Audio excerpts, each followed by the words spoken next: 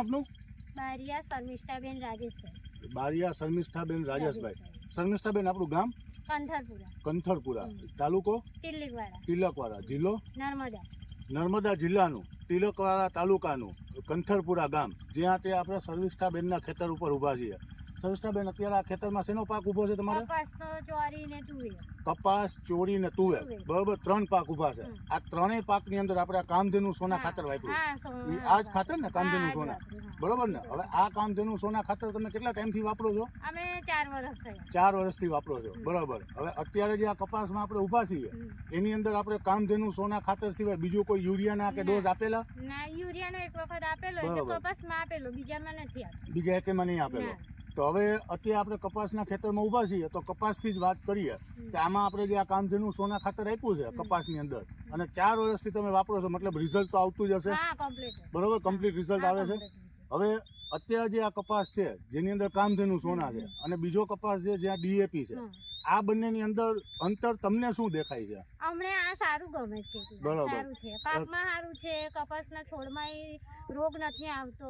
બરોબર, એની લાગ સારી રહે છે. અને આ જમીન એવી છે કે અમારે જ્યારે વરસાદ જતો રહે ને ત્યારે આ કપાસ તપીને સુકાઈ જાય છે, પણ હવે કપાસના છોડ સુકાતા નથી. બરોબર, આ ડાય નાખવાથી, આ કામધેનુ સોના નાખવાથી સુકાતા નથી. બરોબર, ત્યાં ડીએપી નાખેલું છે ત્યાં કપાસના છોડ સુકાઈ જાય છે. બરોબર, અહીંયા ક્યાંય સુકાતા નથી. હવે અત્યારે જે આના પાંદ આપણે જોઈએ, બરોબર, તો પાંદ એકદમ કૂણા છે, લીલા છે. બરોબર છે.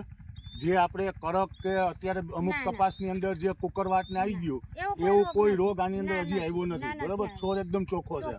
બરોબર. હવે આ કપાસની અંદર આ તમે આટલું સારું રિઝલ્ટ લીધેલું છે, ઉત્પાદન બી આટલું જ સારું મળે છે. બરોબર, ઉત્પાદનમાં કોઈ એવું નહીં કે ઓછું થતું હોય? ઓછું નહીં, કોઈ પ્રોબ્લેમ નહીં આમાં. એટલે પેલું કેવું કે વર્ષના પ્રમાણે ચાલે, કે ઓછો વરસાદ હોય તો થોડું ઓછું બી થાય. એ વસ્તુ તો અલગ છે, એ તો આપણું કુદરતી છે.